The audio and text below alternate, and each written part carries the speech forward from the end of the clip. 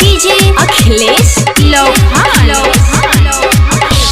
गौरा दोनी सुकुली दोनी जय माँ जय छठी मैया। गौरा दोनी सुकुली दोनी दोलनी पूजा के समानवा हो। माते दौरा उठाल देवरू छठी माई के गीतिया गवाई दहो। छठी माई के गीतिया गवाई दहो। छठी माई के गीतिया गवाई दहो। गौरा दोनी सुकुली दोनी जय माँ जय छठी मैया। गौरा दोनी सुकुली दोनी दोलनी पूजा के समानवा हो। माते दौरा उठाल देवरू छठी माई के गीतिया गवाई दहो। छठी माई के गीतिया गवाई दहो। छठी माई के गीतिया गवाई दहो। गवाई दहो गवाई दहो। Presented by Dimai Entertainment। DJ Akhilesh लोहान। गौरा हमार रखिया समाल मनवा के पुगी तोहरा से हो। गावत चल बजावत चल जाने ला सकल जहान हो जहान हो। जय छठी मैया। गौरा हमार रखिया समाल मनवा के पुगी तोहरा से हो।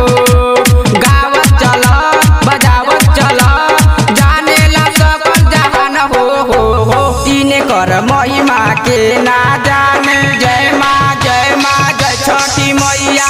इनकर महिमा के ना जाने भक्तन ते हितकारी हो। माते दौरा उठाल देवरू छठी माई के गीतिया गवाई दहो। छठी माई के गीतिया गवाई दहो। छठी माई के गीतिया गवाई दहो। गवाई दहो गवाई दहो गवाई दहो। डीजे अखिलेश लोहान। गाँव नगर पटना शहर रहेला सबे मगन हो। केहू कहे कोसिया बरम केहू कहे करम भरत हो। जय छठी मैया। गाँव नगर पटना शहर रहेला सबे मगन हो।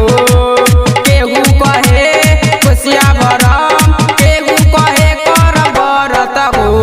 केहू मांगे आचारा पसारी जय मैया जय छठी मैया। केहू मांगे आचारा पसारी गोदी में सुंदर लाला नवा हो।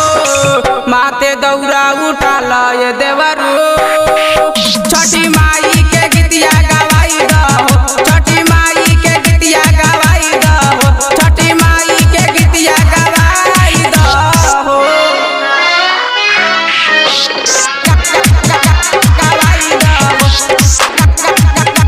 गवाई दहो। Presented by Dimai Entertainment। DJ Akhilesh लोहान।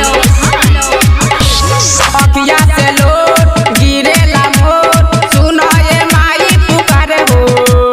गावत बनी भजन तोहार हम पानिया न जान हो हम पानिया न जान हो।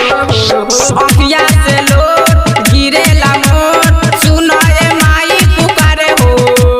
गावत बनी भजन तोहार हम पानिया न जान हो दीपक देव राजावा कुछ ना जाने। जय मैया जय छठी मैया। दीपक देव राजावा कुछ नहीं जाने।